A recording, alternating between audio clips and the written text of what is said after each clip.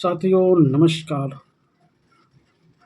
ऐसा अनुमान लगाया जा रहा है कि 10वीं बार मुख्यमंत्री पद की शपथ लेने वाले नीतीश कुमार अपना 5 वर्ष का कार्यकाल शायद पूरा न कर सकें। लेकिन इसकी संभावना कम ही थी कि वह 5 माह के अंदर ही बिहार की कमान छोड़कर राज्यसभा जाने का फैसला ले लेंगे।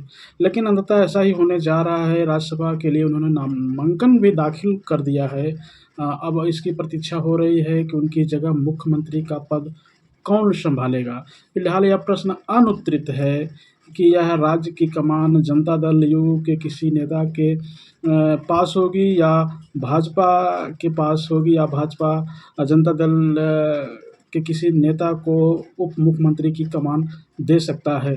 अभी कुछ कहना कठिन है कि नीतीश कुमार के बेटे निशांत कुमार राजनीति में आएँगे कि नहीं आएँगे और यह मुख्यमंत्री के रूप में नीतीश कुमार की लंबी पारी का अंत होने जा रहा है। यह एक तरह से एक युग का समापन कहा जा सकता है। तो जो बात का ज़िक्र हो रहा है, जिस तरफ हम आपको ले जाना चाह रहे थे, जो चीज़ आपको बताना चाह रहे हैं कि यह स्वाभाविक नहीं जान पड़ता है कि मुख्यमंत्री और अपने दल के सर्वे सर्वा मुख्यमंत्री राज्य की बागडोर छोड़कर राज्यसभा में जाने के लिए उन्होंने ये फैसला लिया है। लेकिन यह संभव है कि नीतीश कुमार के स्वास्थ्यगत कारणों से मुख्यमंत्री पद छोड़ने का फैसला किया हो और यदि उनके मुख्यमंत्री पद छोड़कर राज्यसभा जाने का वास्तव में यही मूल कारण है, तो उनकी प्रशंसा करनी होगी, क्योंकि जो है कि उन्होंने जो ये कदम अगर उठाया है, तो वह कहीं न कहीं एक जुझारू नेता रहे हैं बिहार के और विगत बरसों बरस से वो बिहार की राजनीति को सँभाले हुए हैं। और इस तरह से अगर उन्होंने ये फैसला किया है राज्यसभा जाने के लिए, तो ये एक तरह से बहुत बड़ी ही अहम बात है। आखिरकार भाजपा ने नीतीश कुमार को मुख्यमंत्री की कुर्सी छोड़ने के लिए बाध्य किया, या ये भी कह सकते हैं कि जो तरह तरह की न्यूज़ बाहर निकल के आ रही है कि भाजपा के द्वारा ही इस तरह का एक षड्यंत्र है कि नीतीश कुमार को जो है कि वो बाध्य किया जा रहा है कि वो राज्यसभा में जाएँ और मुख्यमंत्री की कमान छोड़ें और उस कमान पर भाजपा द्वारा समर्थित कोई ऐसा व्यक्ति हो जो बिहार का मुख्यमंत्री हो। तो इस तरह से भी कयास लगाए जा रहे हैं।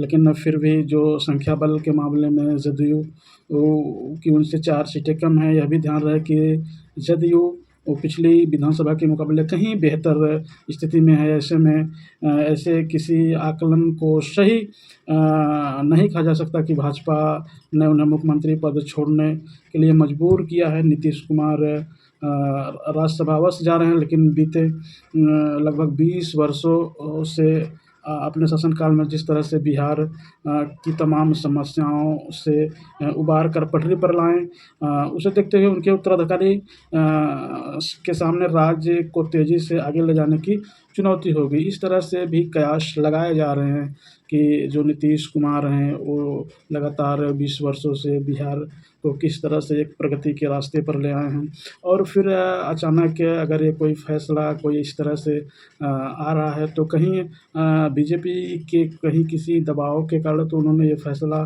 नहीं लिया कि वो राज्यसभा में जा रहे हैं। अगर स्वयं उनकी इच्छा है तो फिर बिहार की कमान फिर जदयू के किसी नेता को मिलनी चाहिए।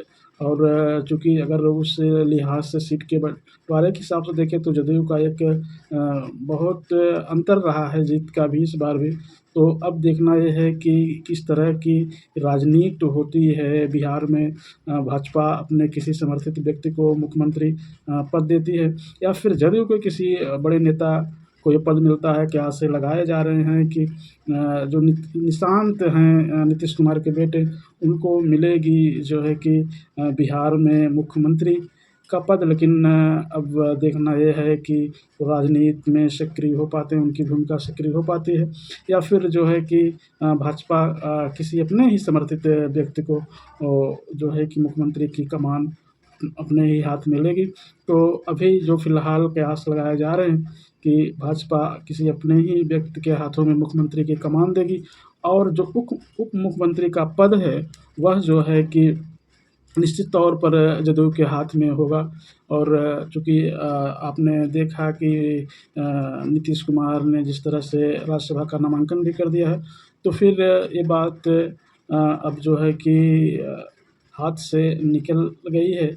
और पूरी तरह से 20 साल तक जो है कि शासन करने के पश्चात मुख्यमंत्री नीतीश कुमार ने या कह लें स्वेच्छा से या किसी दबाव से उन्होंने मुख्यमंत्री के पद से इस्तीफ़ा दिया और राज्यसभा में नामांकन किया। तो अभी आगे देखना ये है कि किस तरह से बिहार की राजनीति बैठती है, किस तरह से बिहार की राजनीति करवट लेती है।